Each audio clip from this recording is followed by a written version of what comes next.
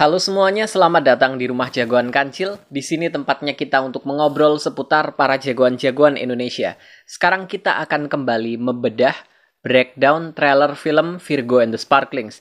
Di video sebelumnya udah ada breakdown bagian pertama, karena terlalu panjang akhirnya aku buat bersambung ke bagian kedua ini. Nah, di video yang sebelumnya aku kan udah sampai ke adegan ketika Carmine ngasih peringatan ke Riani untuk menjauhi Leo, ya. Kira-kira kenapa Carmine nyuruh Riani buat jauhin Leo?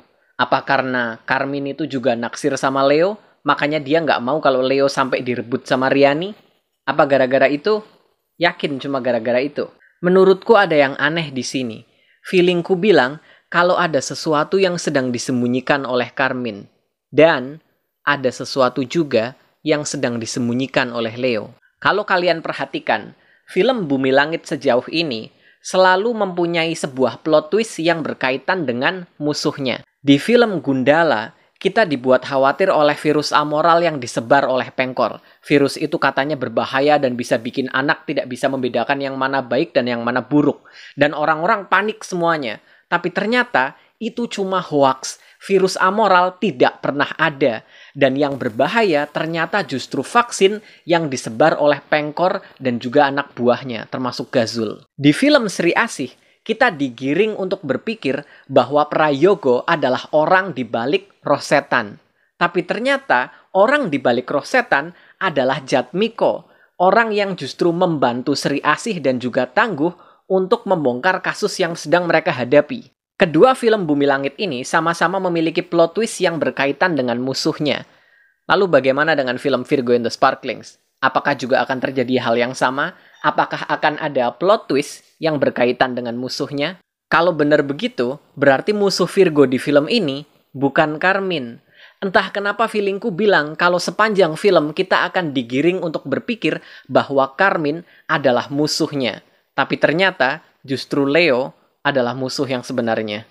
Dan karena itulah Carmine ngasih tahu Riani buat ngejauhin Leo. Mungkin Leo punya maksud tertentu buat ngedeketin Riani. Dan Carmine tahu soal itu. Makanya dia kasih peringatan ke Riani. Sebenarnya kecurigaan soal Leo ini udah pernah dibahas sama Mas Aswin Dafri di Twitternya. Terus juga dibahas sama Bang Eka Keramex di channel YouTube-nya ya, waktu live breakdown.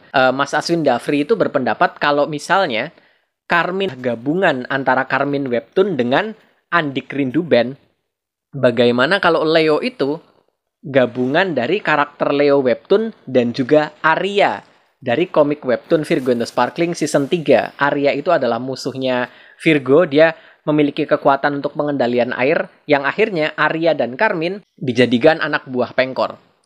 Itu teori dari Mas Aswin Dafri. Sementara teorinya Bang Eka Keramex bilang kalau dia curiga kalau mungkin Leo dan Carmine itu adalah sama-sama anak bapak, dan Carmine itu nggak pengen kalau Leo itu ditarik sama Riani menjadi kubu jagoan. Karena Bang Eka tetap kekeh kalau Leo itu mungkin adalah Kapten Halilintar gitu loh. Pendapatku juga sama sih, aku juga curiga kalau Leo mungkin nantinya bakalan jadi Kapten Halilintar. Cuman intinya mereka berdua berpendapat kalau mungkin Leo ini adalah musuh dan dia adalah anak buahnya Pengkor, salah satu anak bapak. Dan ini lucu sih, karena apa ya, kalau kita berpikir ke arah Leo, kita sebenarnya nggak akan mikir kalau, oh Leo ini musuh ya kan. Kita otomatis mikir, oh Leo itu kekasihnya Riani ya kan, love interest-nya Riani. Tapi somehow lucu banget ketika kita melihat ada beberapa teoris superhero lokal, kompak berpikir kalau Leo mungkin adalah musuh. Termasuk aku sebenarnya juga udah curiga karena Leo yang tampil di trailer film Virgo and the Sparklings kemarin itu cukup berbeda dengan Leo versi komik webtoonnya. Dan ini bukan cuma soal penampilan. Kalau soal penampilan ya penampilannya beda banget. Leo di komik webtoon itu klimis, sementara di versi trailer kemarin ada brewoknya, ada jenggotnya, rambutnya lumayan panjang ya kan. Ini bukan cuma soal penampilan, tapi juga soal kepribadiannya juga. Leo di versi komik webtoon itu dia adalah pribadi yang nakal, iseng, ya kan? Iseng, suka jahilin Riani, dan dia juga orangnya flirty ya, suka ngerayu-ngerayu kayak gitu. Sementara di versi trailer tadi, Leonya justru cukup tenang dan dingin, kalem, ya kan? Nggak tahu nanti mungkin di filmnya mungkin nanti bakalan beda. Mungkin di versi filmnya nanti bakalan ngerayu dan agak iseng dan segala macam sama kayak webtoonnya. Itu kita nggak tahu. Yang kita tahu sekarang ya hanya dari versi trailernya aja ya kan. Kalau kita lihat dari trailernya, ya Leo-nya kayak gitu. Dia anaknya tenang, kalem, dan cukup dingin sebenarnya. Jadi, aku mikirnya gini, perubahan karakter Leo ini mungkin memang sengaja dilakukan karena Bang Joko Anwar ini punya rencana lain untuk karakter Leo. Dan ini memang nggak bisa dirubah, makanya karakter Leo sengaja dirubah seperti itu. Dan kira-kira rencana apa? Makanya aku langsung mikir, jangan-jangan Leo ini dijadikan villain di sini, sebagai villain kejutan di film Virgo and the Sparklings. Dan semua teori tentang Leo ini bikin aku mikir ke arah satu kemungkinan. Ada kesempatan kalau pada akhirnya di akhir film, Carmine justru berpindah ke ranah jagoan.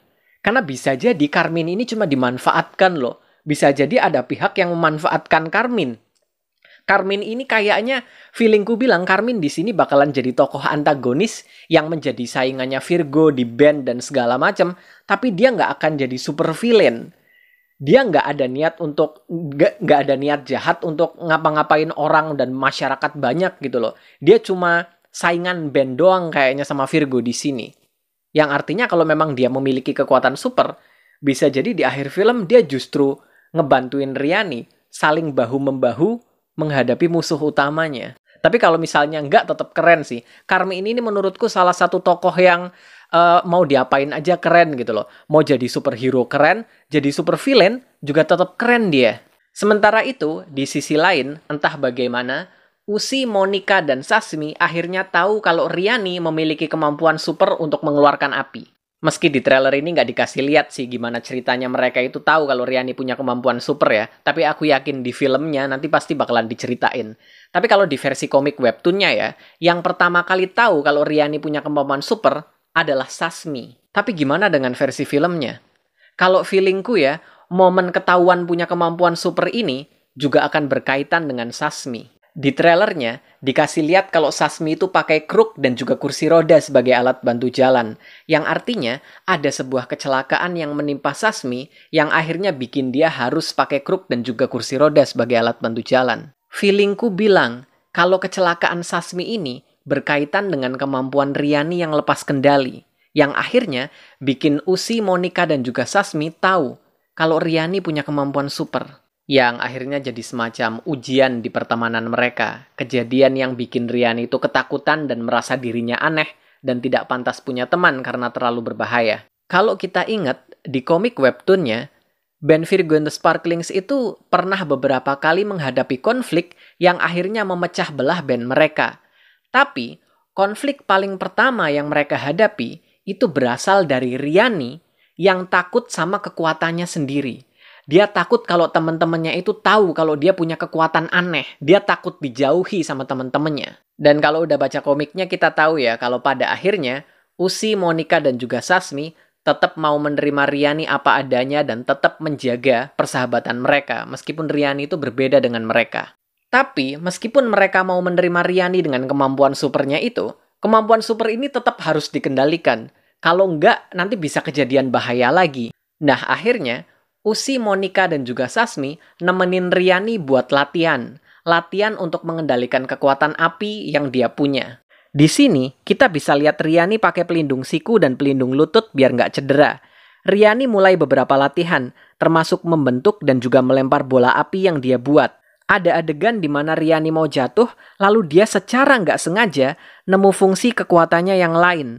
Api di tangannya ternyata bisa digunakan sebagai jetpack untuk melesat ke atas seperti sedang terbang. Ini adalah variasi kekuatan yang baru dari Virgo.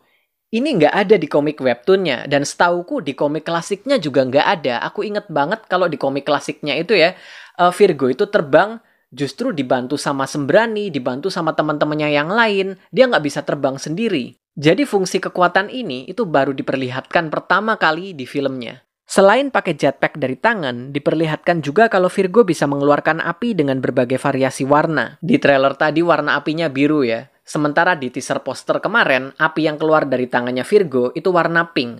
Dan lagi-lagi ini menarik karena ini nggak ada di versi komiknya.